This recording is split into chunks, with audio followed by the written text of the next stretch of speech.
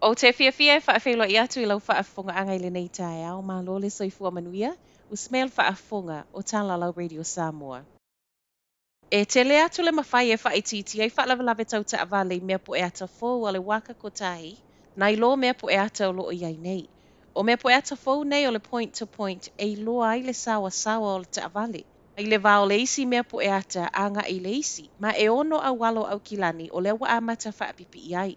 O awala nei e ono e tā ua e mawalunga le tūlanga la matia I whaalawalawe tau ta avale. A e mua mua whaataita e mō sina taimi ai ele I a mata aloa ia le whainga e whaasalai ave ta avale sawa sawa. O ni mea po e ata ua whaamtalaina ua whaamaonia I atunu I whafo ua whesoa soani. I le tu titi o le sawa sawa o ta avale ma tu titi ai fo I le ono tutupu mai o whaalawalawe tau ta avale mātu ia. O awalai Warkworth, Dairy Flat, Red Vale, Shamrock Park, Glenbrook, Makaraka, le wa amata whaapipi I ai whaamoe moe e amata whaao ngā mai le masino te sema.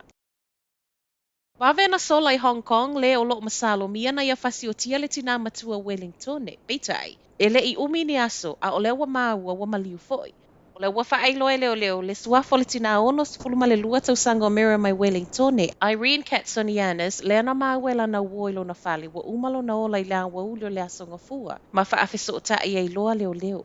Reportia leo leo o le tamao loo masalo mia na ia whaau o le oti le tina Wellington e. Na ia tu ua ni usila I le aso sa, ma o le ua uma fo ilo na ola I Hong Kong. O lo so e nei Hong Kong le maliwa le atama ai I Wellington e, o lo fa asolo pe so enga I le fale na mawai le tino maliwa le tina. O le tina matua Wellington e, ma le tama o lo masalo mia le fo iwa maliwa I Hong Kong e fa apea e masani.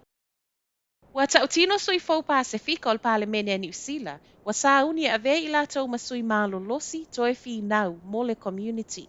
O Angie Nicholas o le whaipule fau o le National ma whaanana e Feso Collins o le sui o le Pātia le Greens o ingoa fau nei le maota.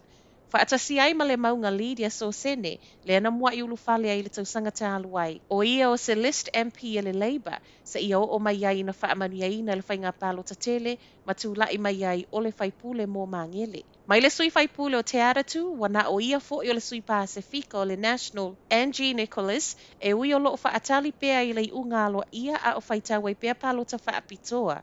Ma e na o ia fo I totono la latou pati o le tala fia o lo ia se mo molia le community Pasifika I totono.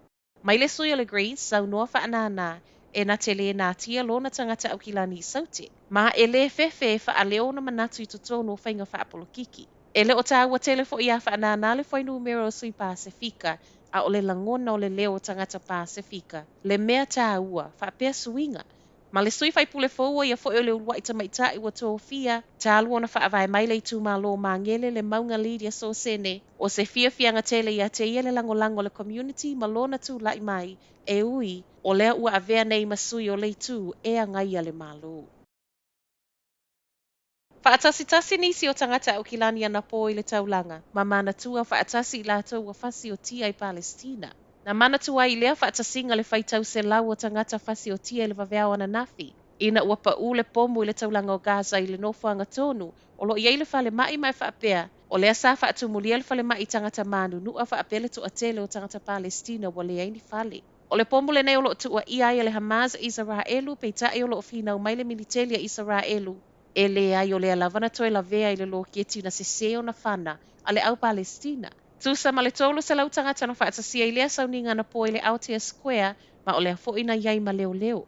O le sauninga na po e mō tangata mali liu Palestina ma o le vaiaso tālu ai o tangata Israelu.